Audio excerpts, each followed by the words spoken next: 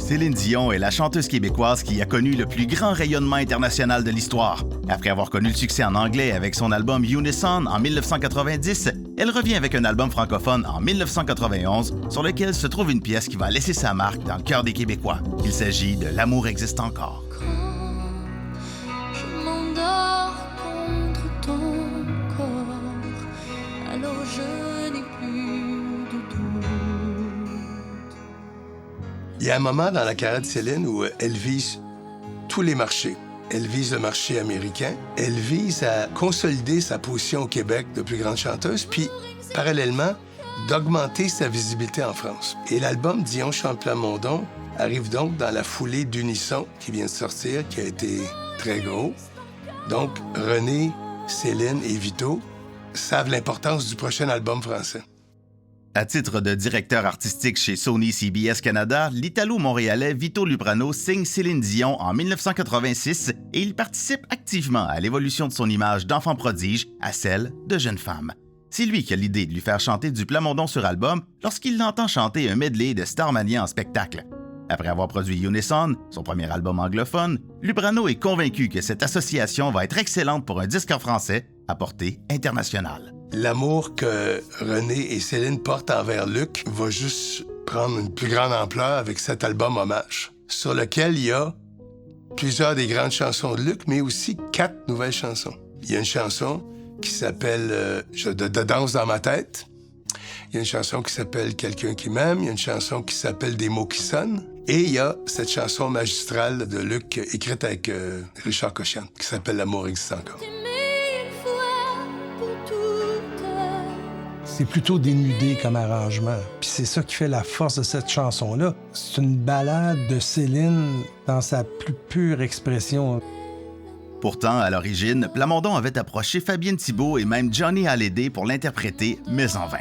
Lorsque la pièce est proposée à la jeune Céline Dion, celle-ci hésite. Mais lorsque l'arrangeur qui travaille avec elle en studio commence à la jouer subtilement sous le conseil de René Angélil, Céline se met automatiquement à la chanter et en fait spontanément une interprétation si puissante que tout le monde en studio est au bord des larmes. Céline en studio, les premières prises sont souvent les meilleures. Parce que à mesure que tu commences à dire « fais plus ci, fais plus ça », on dirait qu'elle sort de son interprétation, puis là, on perd Céline Dion. On s'en fout d'avoir raison ou tort. Les bouts doux sont vraiment doux, bien sentis, et tout à coup, on sent l'intensité du refrain qui arrive, qui est comme incroyable. De nous aimer plus fort. Au-delà de la violence, au-delà de la démence, malgré les bombes qui tombent aux 4 coins du monde. Luc était très... Ses chansons, c'est ses enfants. Hein? Il est très protecteur. Et je sais qu'il était mystifié par la performance de Céline. L'amour existe encore.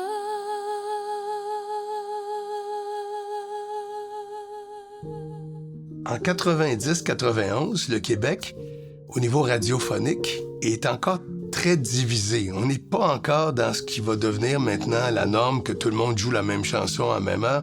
À l'époque, il y a 2 grands courants musicaux. Il y a le courant des stations rock, qui sont des stations dominantes dans le marché, mais tout autant sont les stations pop adultes. Alors, on se retrouve dans une situation où le premier single, c'est Des mots qui sonnent. Une chanson rock, mais on sait que cette chanson-là va pas jouer dans les stations pop adultes parce qu'elle est beaucoup trop rock, il y a un solo de guitare. Et là, dans une discussion, on se met à parler et on se dit, idéalement, on aurait 2 singles en même temps. Et c'est exactement ce qui va se passer. Des mots qui sonnent et L'amour existe encore grimpent toutes les 2 les palmarès en même temps. Le succès est si fort que Dion chante Plamondon est disque d'or avant même sa disponibilité dans les bacs via les précommandes. Il obtient plus tard la mention double platine pour 200 000 copies vendues au Canada. Bien que L'amour existe encore soit ultimement l'un des morceaux franco les plus connus du répertoire de Céline, c'est paradoxalement celui à être issu de cet album qui a le moins bien fonctionné à sa sortie. Par contre, lors des spectacles qui suivent la parution de Dion chante Plamondon, L'amour existe encore devient central aux prestations comme un véritable point culminant émotionnel. Tout le monde l'a adopté le temps de le dire, même dans les salles.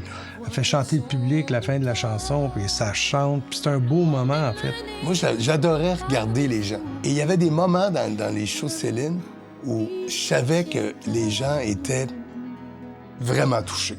Et moi, ce que je retiens de L'amour existe encore, c'est ça. C'est que peu importe où j'allais, où je voyais le show, il y avait toujours une connexion profonde, réelle et totalement véridique, le vrai. Tu sais, c'est drôle quand tu montes un spectacle, hein, parce que ce qu'on faisait, typiquement, on avait un mur avec toutes les chansons de Céline. Là, on pige, puis on se dit, qu'est-ce qu'on... Puis là, celle-là revient systématiquement. L'album collaboratif de Céline et Plamondon est lancé en France en 1992 et connaît un important succès de ce côté de l'Atlantique aussi. Elle s'établit alors comme la chanteuse la plus populaire au Québec et comme une figure importante au Canada, remportant 4 prix Juno. Mais elle continue aussi d'accentuer son succès en Europe et dans la francophonie, notamment en 1995 avec l'excellent disque 2, écrit par le grand Jean-Jacques Goldman, qui va devenir l'album francophone le plus vendu de tous les temps. Peu de temps après, son nom va résonner mondialement avec sa participation à la trame sonore du film Titanic, dont l'immense succès My Heart Will Go On va placer Céline au sommet de l'industrie du disque international. Lorsque son mari et gérant René Angélil s'éteint en 2016, L'amour existe encore est l'une des 4 chansons qui sont interprétées à ses funérailles, témoignant de l'importance capitale de cette pièce pour le couple. Moi, j'aurais tendance à penser que c'était pour René, cette affaire-là, tu sais. Je pense que quand Céline le chantait, puis je pense que quand elle va le chanter encore, si un jour elle refait de la scène, je pense que ça va toujours être la chanson de René. L'amour existe encore.